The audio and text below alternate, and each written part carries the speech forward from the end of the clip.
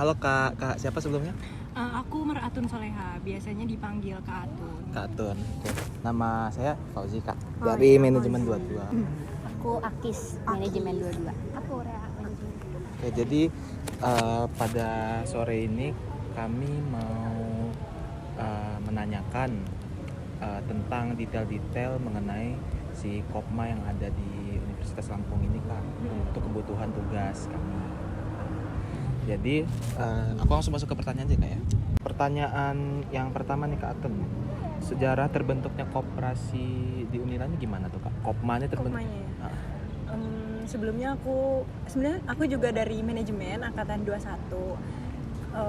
Kalau sejarahnya sendiri, kalau Kopma itu berdirinya tanggal 27 Februari tahun 1982.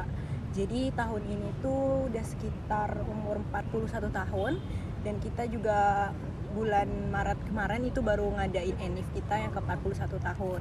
Terus kalau dari kayak pendiri-pendirinya itu kurang tahu sih ya, mungkin lebih kalau misalkan kita tahunya itu paling dijelasinnya terkait tanggal ininya aja sih, tanggal berdirinya aja, gitu aja sih kalau di Kopma.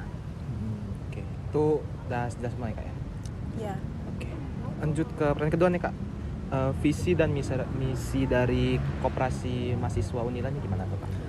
Kalau visi dan misi itu aku nggak hafal ya. Mungkin bisa dilihat di website kita, itu di kopmaunila.com. Itu ada visi dan misi Kopma Unila. Setahu aku kalau misi itu Kopma Unila tuh punya misi di tahun 2025 itu jadi 3 besar Kopma terbaik di Indonesia dan punya kepemilikan aset sebesar kurang lebih 200 juta. Kalau misinya, kalau visinya aku kurang hafal ya. Mungkin bisa dilihat juga di website kopmaunila.com. Di situ udah lengkap ada visi misinya dan terkait bidang-bidang yang ada di Kopma Unila gitu. Oke. Lanjut ke pertanyaan ketiga nih Kak. Struktur organisasi Kopma Unila ini gimana tuh? Kalau di Kopma Unila itu sistemnya kita ada badan pengawas, kemudian ada ketua umum sama bidang-bidang. Jadi bidang-bidang kalau di organisasi lain mungkin dari ketua umum itu ada sekretaris umum dan bendahara umum gitu ya. Kalau di Kopma itu enggak. Jadi di Kopma itu dari ketua umum langsung ke bidang-bidang. Tapi di bidang-bidang itu ada namanya bidang administrasi, bidang keuangan. Nah, kalau administrasi istilahnya kayak sekretaris umumnya gitu. Kalau di bidang keuangannya itu kayak bendahara umum. Terus kalau dari bidang-bidangnya di Kopma itu ada punya 6 bidang. Yang pertama aku sendiri dari bidang keuangan, terus ada bidang administrasi, humas, kemudian penelitian dan pengembangan atau litbang, kemudian ada PSDA dan usaha. Itu sih. Oke, jadi dia terstruktur banget. Iya. Dan kalau di Kopma itu periode kita pasti pas 1 tahun pergantian pengurus itu pasti 1 tahun. Oke. Lanjut ke pertanyaan keempat nih Kak.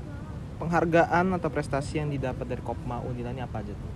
Alhamdulillah Kopma Unila itu udah punya banyak prestasi ya, karena Kopma Unila itu bukan sekedar berfokusnya ke usaha aja gitu, tapi karena kita koperasi itu kan fokusnya lebih ke anggota sebenarnya kan.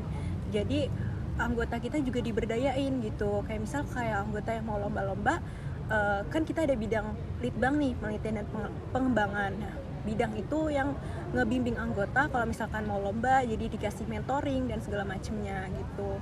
Terus kalau prestasinya, untuk prestasi terbaru, alhamdulillah tahun 2022 itu kita dapat juara umum Jambore Koperasi Mahasiswa Nasional di Jakarta.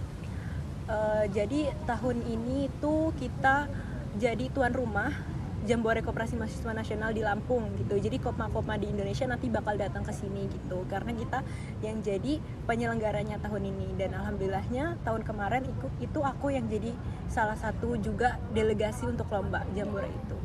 Keren. Lanjut ke pertanyaan kelima Kak. Bagaimana cara menjadi anggota Kopma Unila?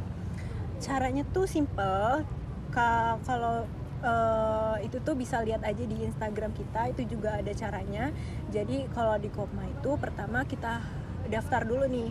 Daftarnya bisa secara online atau secara offline, datang ke sekret kita. Itu kita bayar dulu biaya administrasi 25.000, kemudian mengisi link pendaftarannya di panel itu. Kemudian setelah itu nanti kita ada orientasi itu untuk pengenalan tentang Kopma Unilanya sendiri terkait bidang-bidangnya gitu. Kemudian ada Diksar itu pendidikan dasar itu lebih sebenarnya kayak pemaparan materi, cuman itu lebih dalam lagi gitu tentang koperasinya gitu sih. Oke. Pertanyaan terakhir nih Kak, last one. Bisnis apa yang dijalankan oleh Kopma Unila? Oke, karena di Kopma itu ada bidang usaha yang berfokusnya pada usaha yang kita tuh punya 7 unit usaha. Pasti yang teman-teman tahu udah sering lihat itu ada UKM Mart sama Kopma Digital gitu. Itu yang jadi fokus utama kita gitu untuk pendapatan kita setiap harinya. Terus ada lagi itu ada Kopma Floris, ada Kopma Catering, kemudian Kopma Wear itu kayak konveksi dan segala macamnya. Terus ada Kopma Digital Printing dan Kopma Seluler. Itu sih. Jadi kita punya 7 unit usaha yang kita kelola. Tapi kita kalau secara usaha fisik itu kita punya UKM Mart sama Kopma Digital. Rame artinya ya. Iya. Oke, makasih banyak nih Kak Atun ya Iya. buat waktunya dan juga mau meluangkan waktunya buat kami.